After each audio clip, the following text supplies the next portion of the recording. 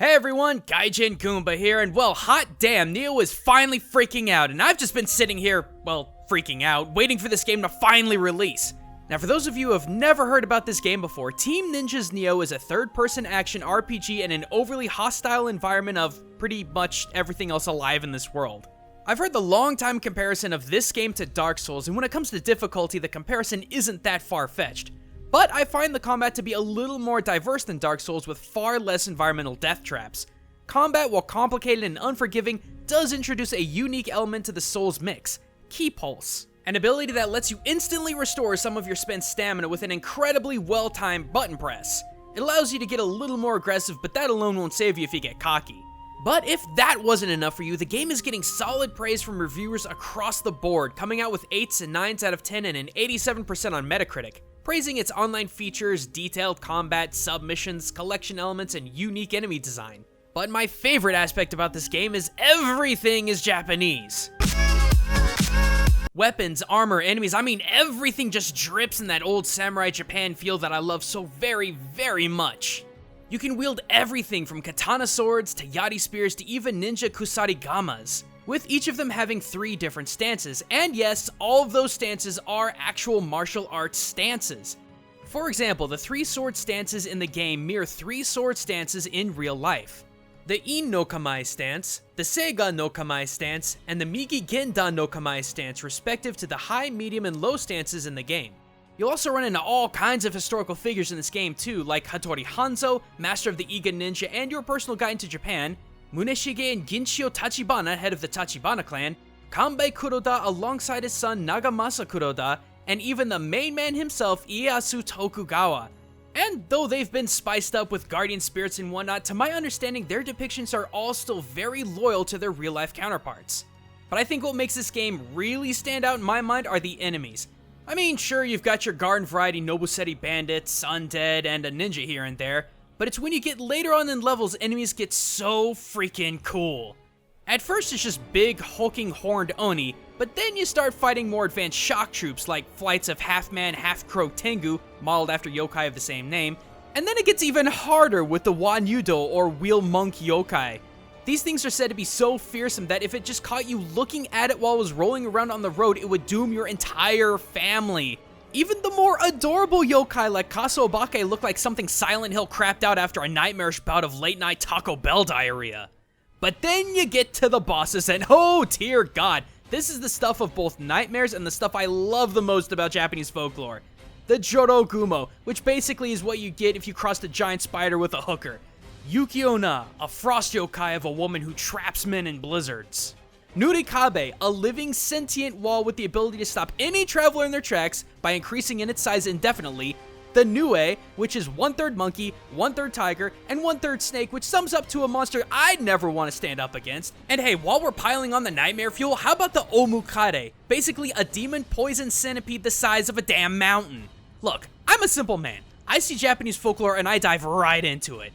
You won't tempt me with your AKB-48s and your Moe Moe 2D girls, but just mentioning samurai, ninjas, and yokai will immediately get my attention. And that's what I love about this game. It's just completely crammed with old mythological Japaneseness.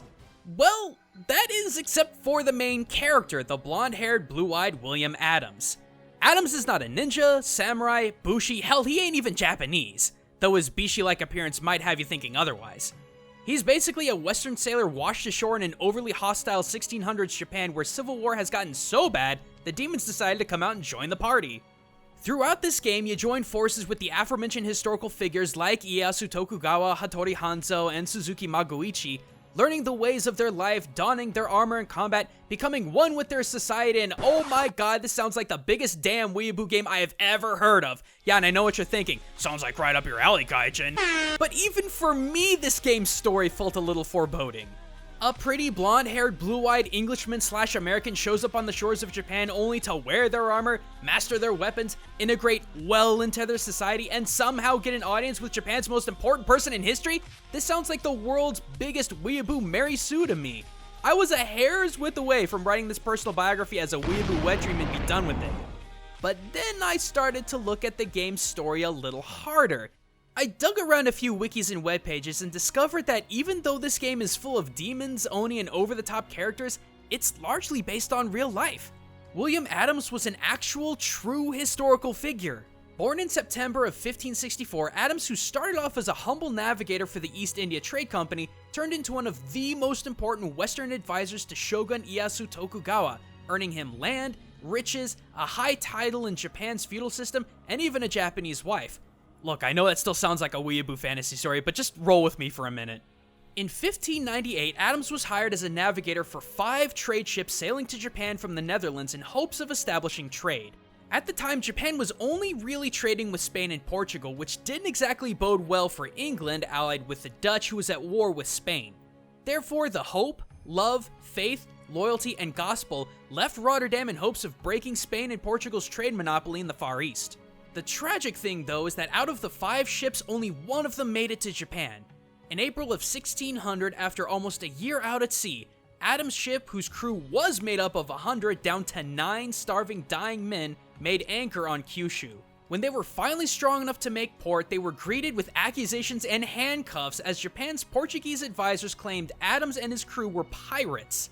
This landed them in Osaka's prison, and the majority of their goods and weapons confiscated by Ieyasu Tokugawa, who was then daimyo of Edo. But not all was lost, as Ieyasu was incredibly intrigued with William. In the spring of that same year, Ieyasu met and questioned William 3 times, and each time he became more and more amazed at William's understanding of shipbuilding and mathematics. It finally got to a point where William Adams replaced Ieyasu's Portuguese advisors, creating Japan's first Western-designed ships and factories, which helped compound Japan's economic growth in a time where civil war was still rampant. His knowledge and teaching of geometry, geography, navigation, and commercialism aided in Ieyasu Tokugawa's vision of finally unifying Japan once and for all.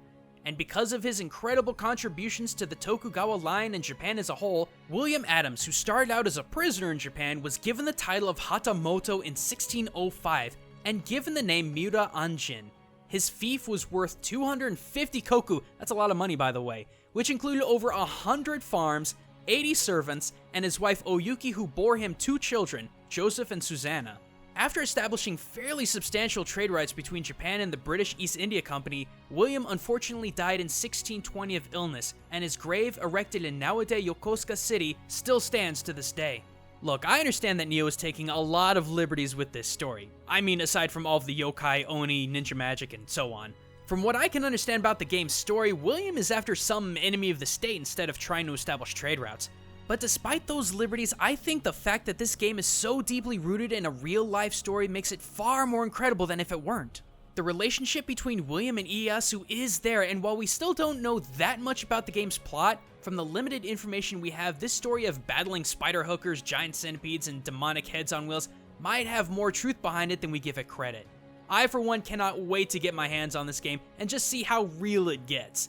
Heck, I might just stream the whole freaking game as long as my upload speed holds out. So keep an eye out for end-of-week streams here on my YouTube channel, and I hope to see you guys there.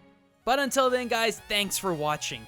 Be sure to subscribe and click that bell to never miss out on any of my newest culture and gaming videos. And if you're hungry for more, be sure to click those annotations and links in the description to learn just how much we can learn about the world we live in through video games. And until next time, everyone, this is Gaijin Goombah, signing out.